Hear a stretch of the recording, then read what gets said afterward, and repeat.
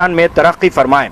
लेकिन एक जानिब मैं आपकी ये तवज्जो फरमाऊं कि कुछ इत्तलात ऐसी मिल रही है कि रमज़ानुल मुबारक की शॉपिंग को लेकर ये चीज़ें सामने आ रही है कि रमज़ान की शॉपिंग के लिए हो सकता है कि कुछ जगहों को खोला जाए।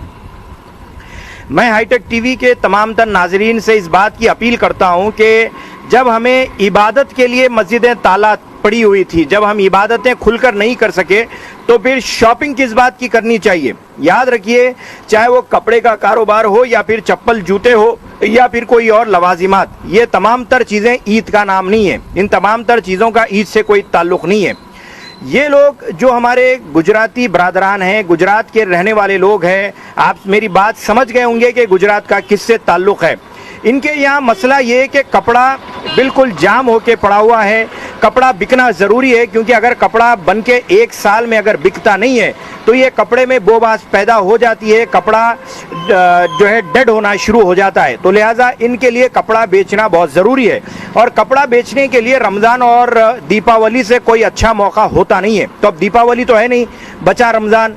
तो अब रमज़ान में ये इस बात के बहाने बना रहे हैं कि किसी भी तरह मुसलमानों की जेब से पैसे निकाले जाएं, और मुसलमान भी अल्लाह माशाल्लाह हमारे भाई लोग ऐसे हैं कि ईद का नाम आता है तो रहन सेंटर की तरफ चले जाते हैं और मल्लापुरम या मुत्तोट फाइनेंस की तरफ चले जाते हैं, खर्चा कर लेते हैं, मिट्टी पे पैसे ले ज़रूर करते हैं।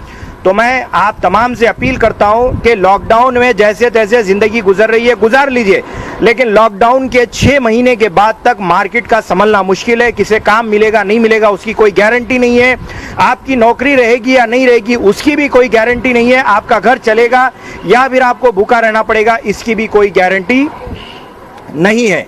तो लिहाजा पैसे धड़ल्ले से खर्चा मत करिए, खर्जा मत करिए, रहन सेंटर का रुख मत करिए। अगर मार्केट कपड़े का या जूते का ओपन भी होता है तो इस बार आप ये तय करें कि जब मैंने रमज़ान में मस्जिद को मैं नहीं गया तो मैं बाज़ार को भी नहीं जाऊंगा। अगर मैंने मस्जिद में जाकर अल्लाह से मुलाकात नहीं की तो मैं बाज़ार में जाकर कपड़े और जूतों से भी मुलाकात नहीं करूंगा। तो लिहाजा आप तमाम लोग इस बात की तरफ आगे बढ़ें कि हम लोग जब रमज़ान हमें मुकम्मिल हलावतों के साथ नहीं मिला तो फिर हम रमज़ान की लज्जतों को भी नहीं लेंगे।